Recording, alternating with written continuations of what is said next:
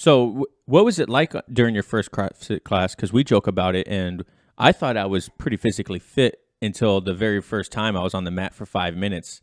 And I thought to myself in the middle of the roll, if this were to happen in the street, I would literally die. Like, what was that like for your Yeah. first time?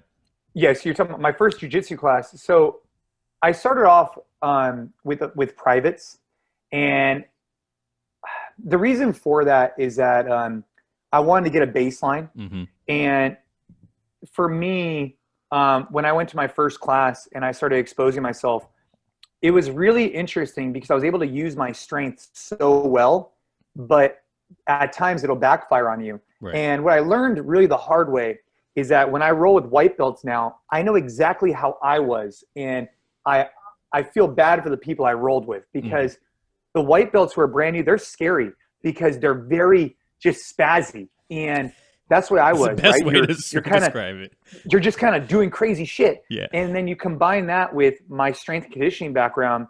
So what I had to find myself early on is I had to, before I would roll, you get the little, you get your little shake going. I say, hey man, I'm just letting you know, I have a background in something else, but I don't have a background in jiu-jitsu, because I want to kind of break it down that like sometimes what would happen is I would grab someone's gi and they would feel my strength, and all of a sudden it would escalate on me. And it was my fault. I wasn't communicating well. I was being spazzy. I was using my strength too much, and it was throwing those guys off, and then they just ended up kicking my ass. Yeah. So I learned a lot the hard way in jiu-jitsu. And if I could go back and do it again, what I would have done is I would have tried not to rely on my strength as much in the beginning, really focus on the techniques, really take my time, and that would have helped.